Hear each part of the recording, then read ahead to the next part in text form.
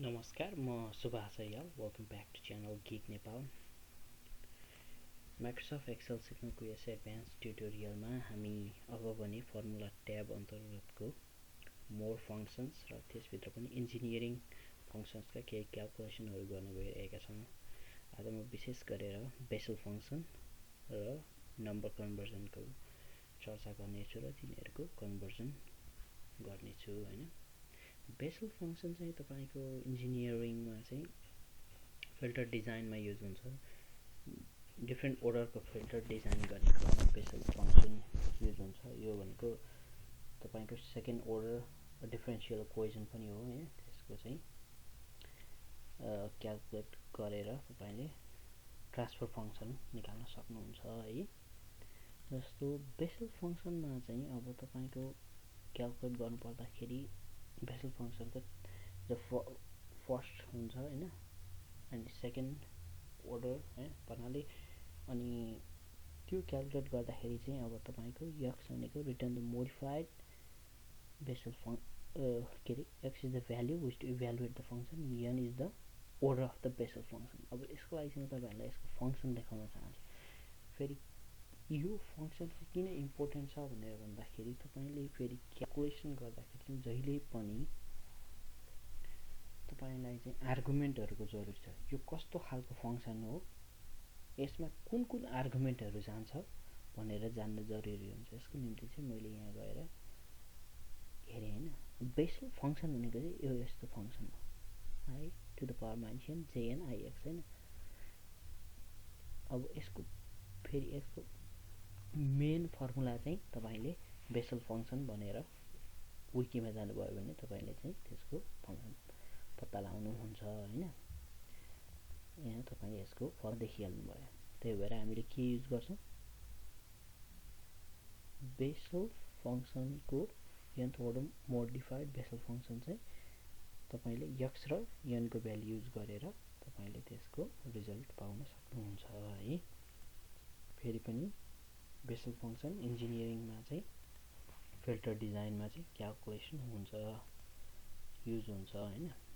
यसरी तपाईले गर्नु। अब जे फङ्सन अब त्यो भन्नुको मतलब के भन्दाखेरि तपाईले x को डिफरेन्ट भ्यालुज हाल्दाखेरि त्यसको ग्राफ कस्तो आउँछ र जे मा त्यसको ग्राफ कस्तो आउँछ त्यो मेन भनेको त्यो हो कि to with the same number because the equation is little bit different, that's why you get different number। देख्नु भयो त, यो बुझ्न जरुरी छ। तपाईलाई चाहिँ बेसिक फङ्सन अगेन यदि तपाईले चाहिँ क्याल्कुलेटर युज गरेर यही कुरो तपाईले क्याल्कुलेट गर्नु पायो भने चाहिँ it takes so much of time हैन। अनि तपाईले एक्सेल युज गर्नु चाहिँ इट्स मच फास्टर। अगेन अब हामी चाहिँ नम्बर कन्भर्जनमा जाउँ। हामीले डेसिमल नम्बर 0 to 15 सम्म लेखेका छौं हैन। अक्टल चाहिँ हामीले 0 to 8 8 वटा हैन। Base of 8, base of 16, base of 2, base 10 भन्छ हैन। अब कम्प्युटरले चाहिँ 0 र 1 मा मात्र आफ्नो क्याल्कुलेसन गर्छ र बुझ्छ। अनि हामीले चाहिँ तर हामीले केमा बुझ्छौं, यसमा बुझ्छौं हैन। अब 01 01 101 01 01 0 धेरै कुराहरु भयो भने हामीले त्यो कुरो बुझ्न सक्दैन, तर कम्प्युटरले त्यसरी बुझ्छ। त्यही कुरालाई चाहिँ अलि सजिलो रूपमा लेख्न चाहिँ अब हेक्साडेसिमल युज हुन्छ। त्यो भयो भने चाहिँ 1111 8 वटा भयो भने 2f हुने भयो हैन। अक्टल सिस्टममा चाहिँ तपाईको 0 to 1 सम्म मात्र युज हुन्छ हैन। बाइनरी टु डेसिमल कन्भर्ट गर्नु पर्यो भने फेरि पनि तपाईले हातले क्याल्कुलेट गर्नु पर्यो भने चाहिँ इट टेक्स टाइम हैन। Binary to decimal. अब बाइनरी चाहिँ हामीले चाहिँ 1 0 1 0 10 हैन। यहाँ छ नि 1 0 1 0 10 आयो एमा हैन। अनि 1 1 1 1 1 1 1 1 गर्नु भयो भने तपाईको चाहिँ धेरै लामो हुने भयो हैन। अब 1 2 3 4 5 6 7 8 नम्बरहरु गाउँ। तपाईको यसरी बाइनरी टु डेसिमल कन्भर्ट गर्न सकियो। अब बाइनरी टु हेक्साडेसिमल कन्भर्ट गर्दियौ हामी हैन। त्यसको लागि चाहिँ engineering binary to hex okay 1 1 1 1 1 1 1 1 भयो भने 2f हुने भयो। त्यो भनेको के हो, 255 पनि हो। डेसिमलमा 255 भनेको हेक्साडेसिमलमा एफएफ हो भने बाइनेरीमा 1 2 3 4 5 6 7 8 पनि हो हैन। यसरी बुझ्नु। अक्टल टु बाइनेरी अब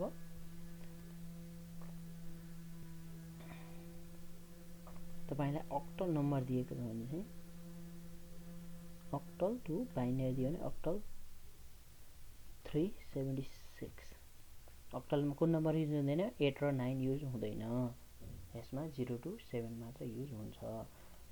ओके, तपाईले 8 हाल्नुभयो भने यहाँ देख्नुभयो, यहाँ रिजल्ट आएन नि हैन। 6 हाल्नुभयो भने तपाईको रिजल्ट आउँछ। त्यही भएर अक्टलमा चाहिँ 0 to नम्बर रिप्रेजेन्टेसन 7 सम्म मात्र हुन्छ है। यसरी octal to binary, octal to hex पनि गर्न सकिन्छ हैन। अक्टल टु हेक्स गर्न चाहिँ अब जस्तो कि अक्टल टु हेक्स के गरेका थियौं? 3 7 6। ओके,